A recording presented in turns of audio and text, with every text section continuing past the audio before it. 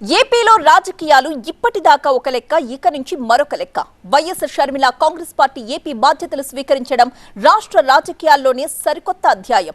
TDP YCP target గా షర్మిల చేసిన సంచలన వ్యాఖ్యలు హాట్ టాపిక్ గా మారాయి. ఇప్పుడు అటు షర్మిల ఎంట్రీతో కాంగ్రెస్ శ్రేణుల్లో ఎప్పుడూ లేని ఉత్సాహం కనిపిస్తోంది. పీసీసీగా బాధ్యతలు స్వీకరించిన షర్మిల వైసీపీ టీడీపీతో పాటు బీజేపీ టార్గెట్ గా తీవ్ర విమర్శలు చేశారు.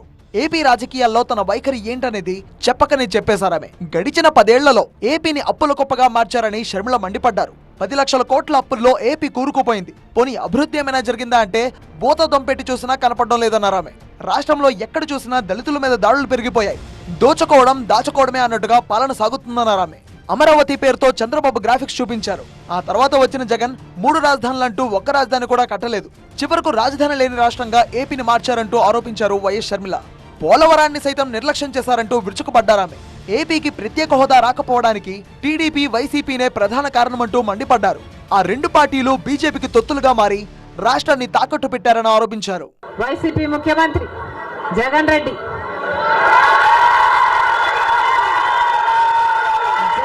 గారు చేసిన అప్పులు 3 లక్షల కోట్లకు పైన. మొత్తంగా ఈరోజు అప్పులు 6.5 లక్షల కోట్లు.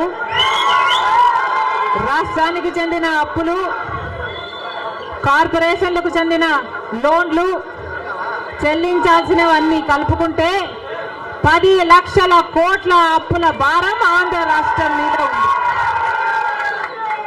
మరి ఇంత అప్పులు చేశారే, ఇన్ని డబ్బులు తెచ్చారే, మరి రాష్ట్రంలో ఏదైనా అభివృద్ధి జరిగిందా అని భూతద్దం పెట్టి చూసినా ఎక్కడా కనిపించదు. బీజేపీకి అమ్ముడుపోయి ప్రత్యేక హోదా కోసం కనీసం పోరాటం కూడా చేయలేదన్నారు. రాష్ట్రానికి తీరని అన్యాయం చేస్తున్న బీజేపీకి టీడీపీ వైసీపీ ఎందుకు మద్దతిస్తున్నాయో ప్రజలకు సమాధానం చెప్పాలని డిమాండ్ చేశారామె. వైసీపీ టీడీపీ పార్టీలకు ఓటేస్తే అది బీజేపీకే ఓటేసినట్టన్నారు. వైఎస్ఆర్ ను ప్రేమించే వాళ్ళు ఎవరైనా వైఎస్ఆర్ ఆశయాల కోసం పనిచేయాలని పిలుపునిచ్చారామె. ముఖ్యమంత్రి అయిన తర్వాత స్పెషల్ స్టేటస్ కోసం చంద్రబాబు గారు ఎప్పుడైనా ఒక్కటైనా నిజమైన ఉద్యమం చేశారా అంటే చేయలేదు. చేయకపోక ఉద్యమం చేసే వాళ్ళ మీద కేసులు పెట్టారు, వాళ్ళను జైల్లో కూడా పెట్టాడు చంద్రబాబు గారు.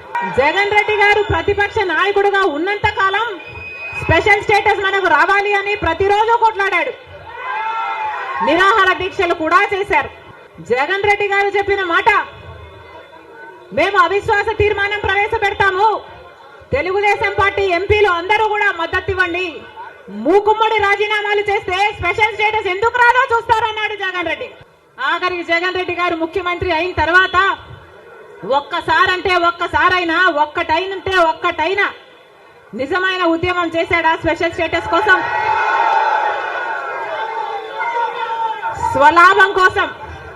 స్వలాభం కోసం రాష్ట్ర ప్రయోజనాలను తాకట్టు పెట్టింది వైసీపీ. అంతకుముందు షర్మిల విజయవాడ వెళ్లే క్రమంలో తీవ్ర ఉద్రిక్తత చోటు చేసుకుంది. ఎనికేపాడు దగ్గర షర్మిల కాన్వాయ్ను అడ్డుకున్న పోలీసులు వేరే మార్గంలో వాహనాలను మళ్లించే ప్రయత్నం చేశారు. దీంతో షర్మిల తీవ్ర ఆగ్రహం వ్యక్తం చేశారు. ఎందుకు అడ్డుకున్నారో చెప్పాలంటూ డిమాండ్ చేశారామె. ఈరోజు ప్రభుత్వము కాంగ్రెస్ పార్టీని చూసి భయపడుతున్నట్టుంది. ఈరోజు కాంగ్రెస్ పార్టీకి అధ్యక్షురాలుగా నేను ఛార్జ్ తీసుకోబోతున్న సందర్భంలో మా కాన్వాయ్ని కూడా ఆపడం జరిగింది. అంటే ప్రభుత్వం కాంగ్రెస్ ను చూసి భయపడుతున్నట్టే కదా? భయపడుతున్నారా సార్?